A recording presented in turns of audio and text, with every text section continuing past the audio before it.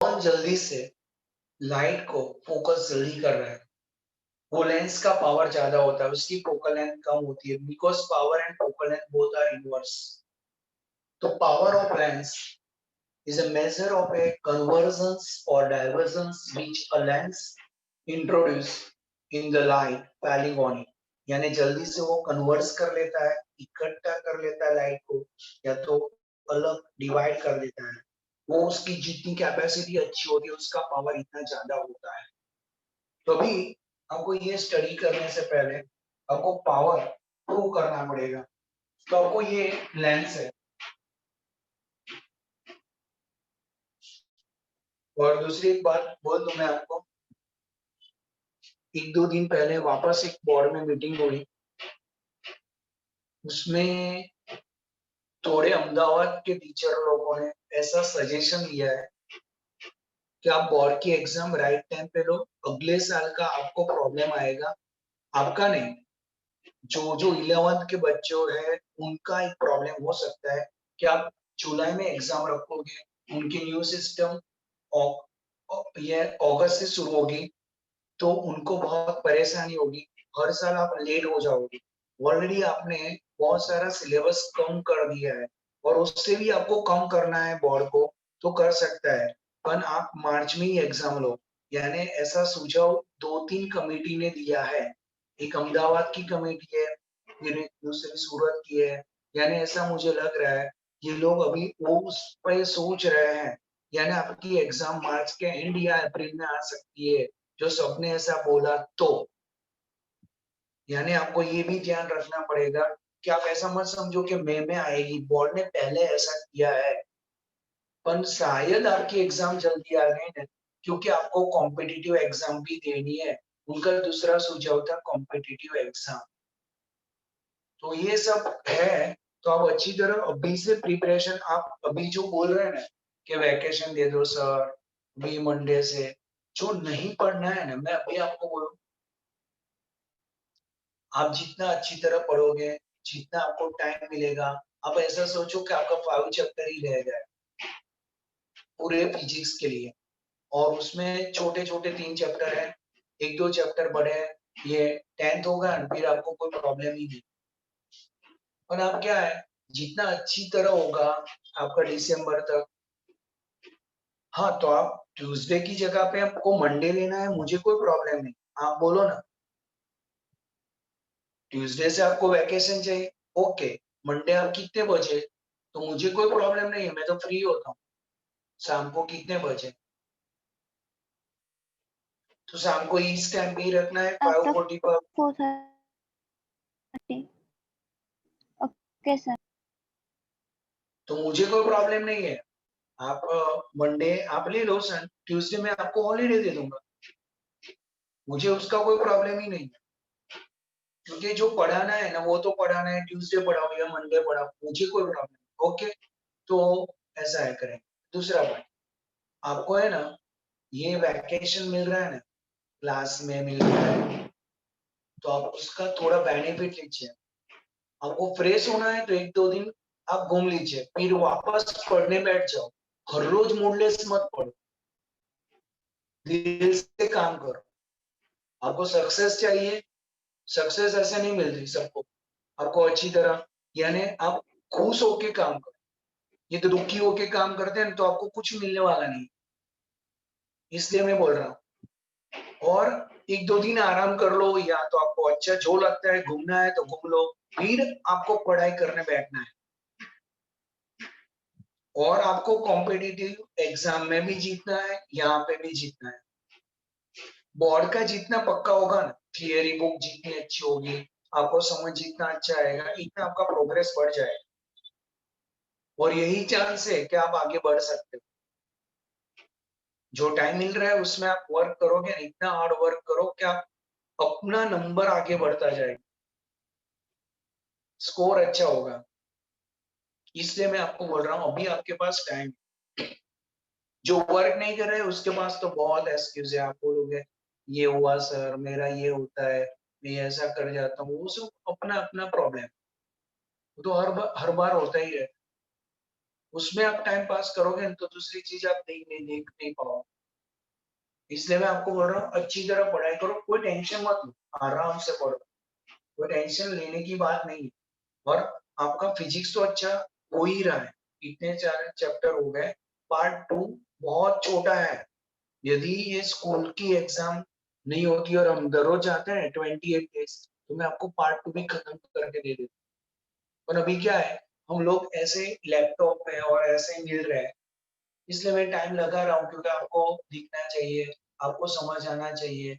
ये सब मैं बिगड़ ड्रॉ करता हूँ तो आपको दिखना चाहिए, ये सब देखना पड़ता है इसलिए। अदरवाइज मैं कब से ही खत्म कर देता।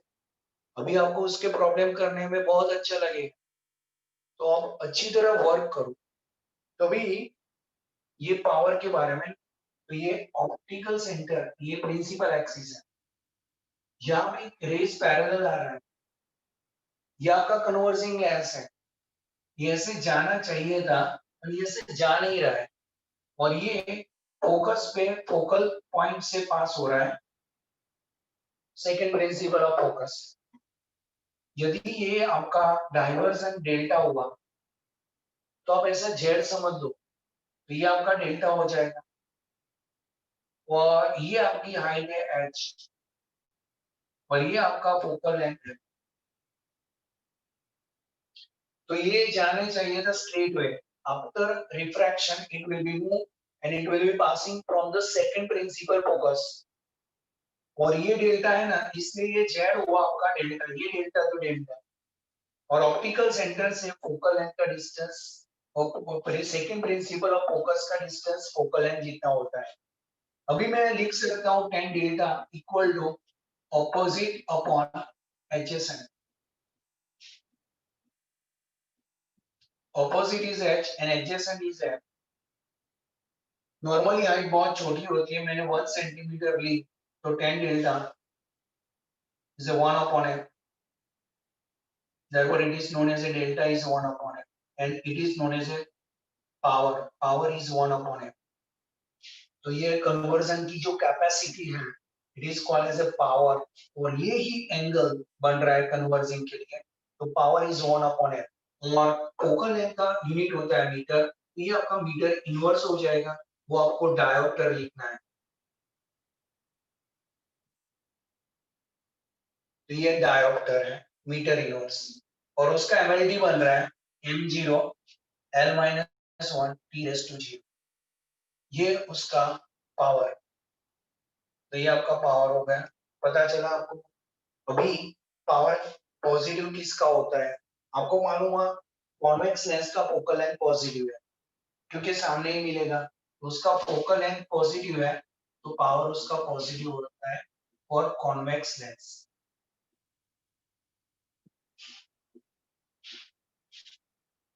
क्योंकि ये यहाँ पे मिल रहा है ऑपोजिट साइड। अभी मैं आपका चेंज कर रहा हूँ, ये कॉन्वेक्स लेंस की जगह पे मैं कॉनकेव रखने वाला हूँ, तो आप लिख लो, फिर कॉनकेव के बारे में बात करते हैं। तो ये आपका पावर है, power is inverse of focal length, ऐसा है।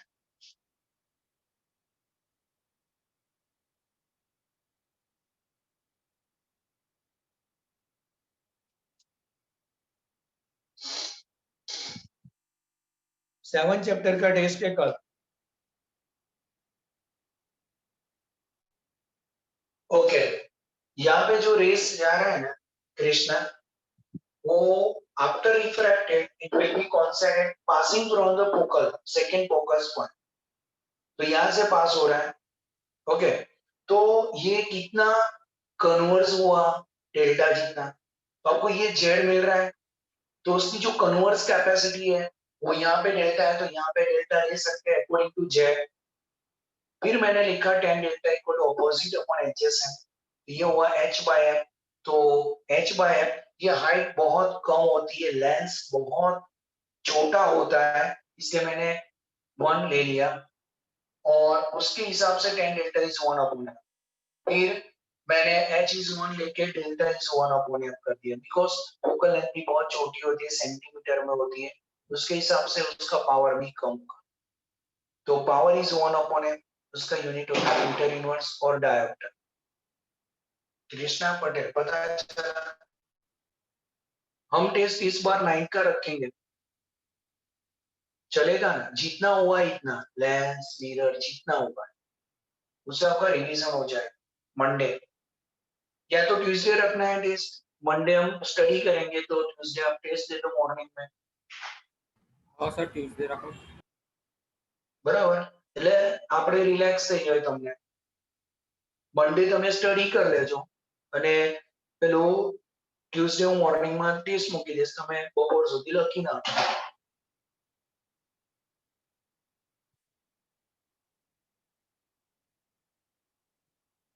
चैप्टर 9 का टेस्ट है मंडे, मंडे वाला ट्यूसडे ले लेंगे, बाद में आपको वैकेशन है।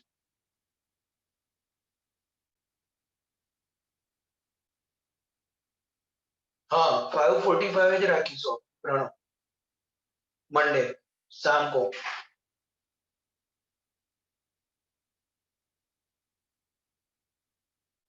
तो ये आपने लिखा है ना सबने?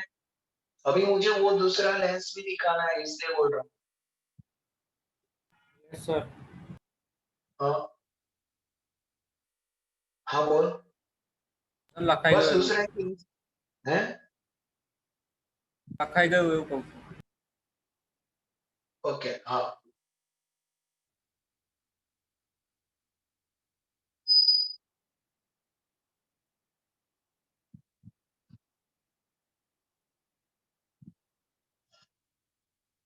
तो अभी ये आप समझो,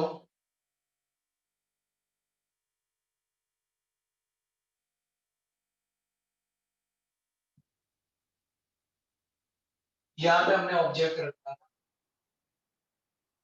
ये हमारा ऑब्जेक्टिव,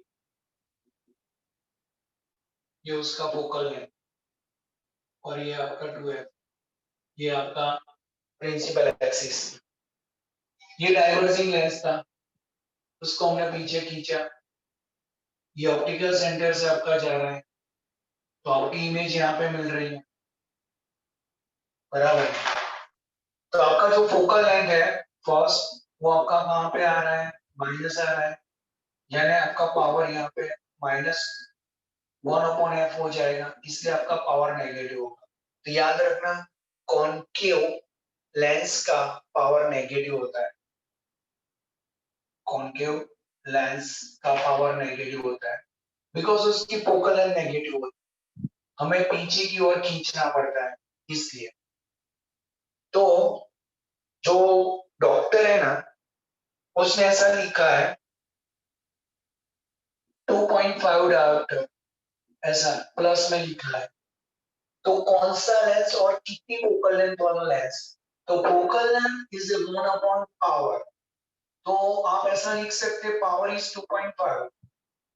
ये डायोप्टर है, it is called as a metre inverse, तो ऊपर चला जाएगा तो मीटर हो जाएगा। तो 1/2.5 कितना आ रहा है प्राची?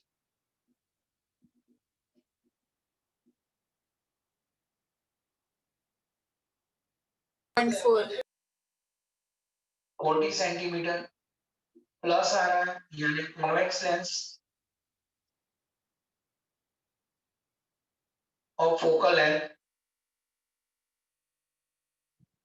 40 सेंटीमीटर।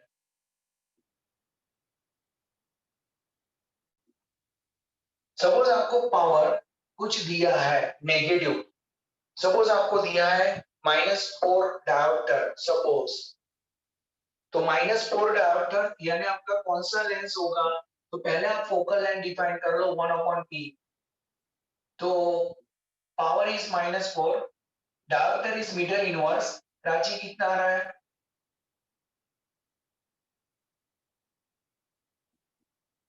0.25 मीटर,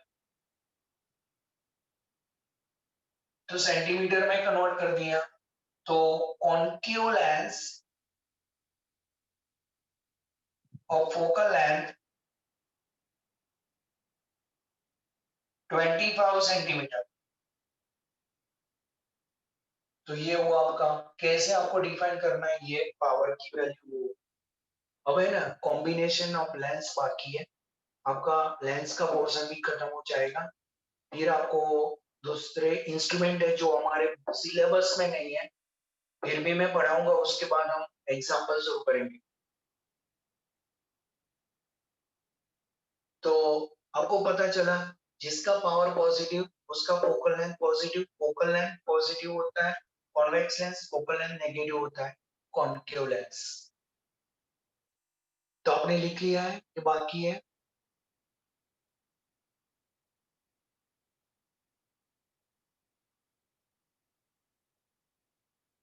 किसी को कुछ डाउट?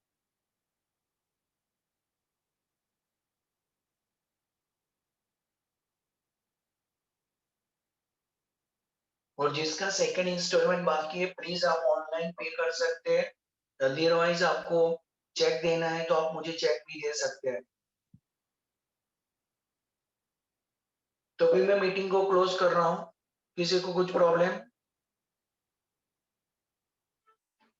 प्रणव लिख लिया है? Yes Pranav, sir. प्राची,